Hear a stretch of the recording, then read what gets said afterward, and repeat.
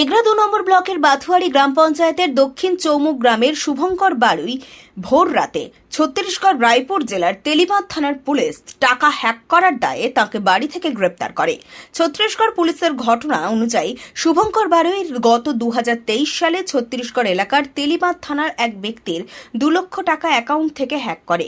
পরবর্তী সময়ে ওই ব্যক্তি থানায় অ্যাকাউন্ট থেকে টাকা ফ্রড হয়েছে বলে থানায় অভিযোগ দায়ের করে। ছত্তিশগড় তেলিবাঁধ থানার পুলিশ মোবাইল ট্র্যাক করে দীর্ঘ ২ বছর ধরে অবশেষে পূর্ব মেদিনীপুরের এগরার পাহাড়পুরে ওই যুবককে গ্রেপ্তার করে। ঘটনায় রীতিমতো শোরগোল এলাকা জুড়ে।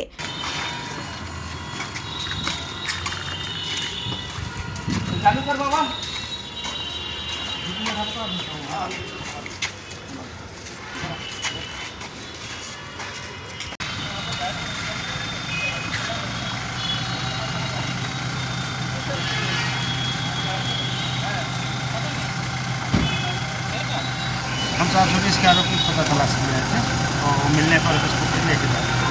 अच्छा, कितना रुपया हक किया था? 2 लाख करीब। आपका नाम? संजय राम भगत। कहाँ से आए हैं? रायपुर, छत्तीसगढ़।